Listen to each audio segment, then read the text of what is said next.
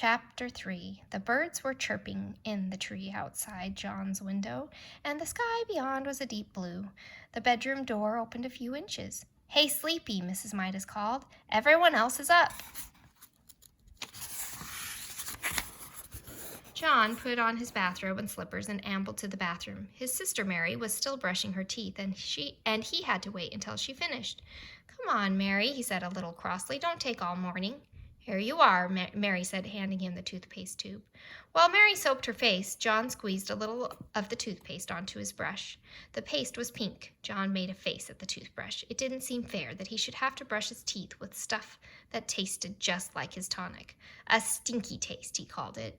John opened his mouth and pushed in the end of the toothbrush.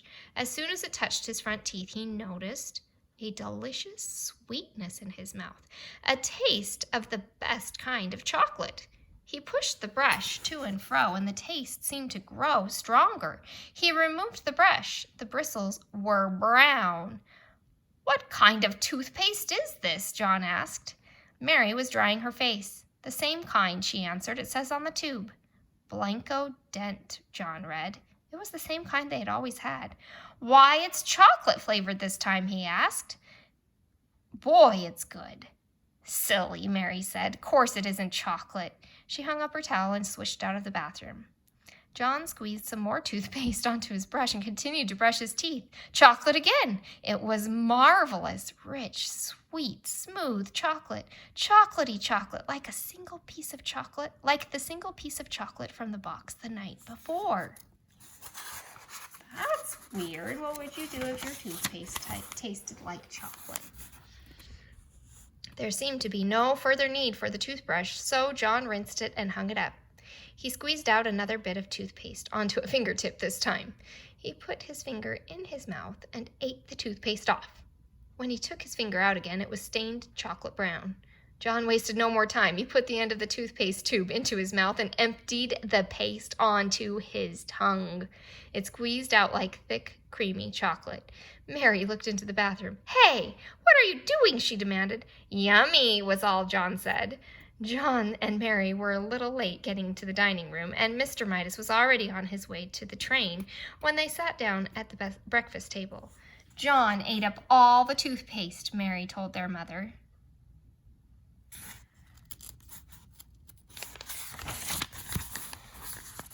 "Ooh, you sneak," John whispered. "Well, you did," Mary reminded him, "and that's a waste. Isn't it a waste, Mother, to eat up all the toothpaste in one day?" Mrs. Midas was serving their orange juice. "Mary, really," she said. "I'm sure John was only joking. He must have been pretending to eat the toothpaste." "No, he wasn't," Mary insisted. "I was watching and I saw him squeeze it right into his mouth. He said it was chocolate." "Oh, dear," protested Mrs. Midas. "Chocolate again. Now I know it was a joke. He just wished it were chocolate, Mary. Come now, you drink up your orange juice, both of you. Your bacon and eggs will be ready in a minute."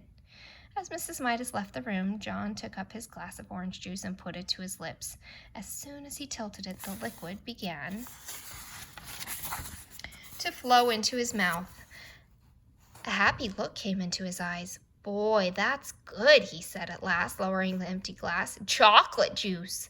Mary looked at John. Then she looked at her glass of orange juice. It was a bright orange color. She tasted it. It tasted like orange to her. "It is not chocolate juice," she said. "It's orange juice. Orange juice is good for you." "Yes, John," Mrs. Midas said, hearing the last few words as she carried in the tray of bacon and eggs. "You must drink your—" She caught sight of John's empty glass. "John," she said, "you good boy, that's the first time in ages you finished your orange juice without having to be told to." "It tasted of chocolate," John explained. "All right," Mrs. Midas said, "very funny, but don't tease Mary too much. Remember, Mary's younger than you are."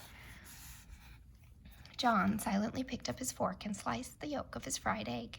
The yellow broke over the white, and he shivered as he watched it, as he always did. "I can't eat this," he told his mother. "Of course you can," Mrs. Midas said.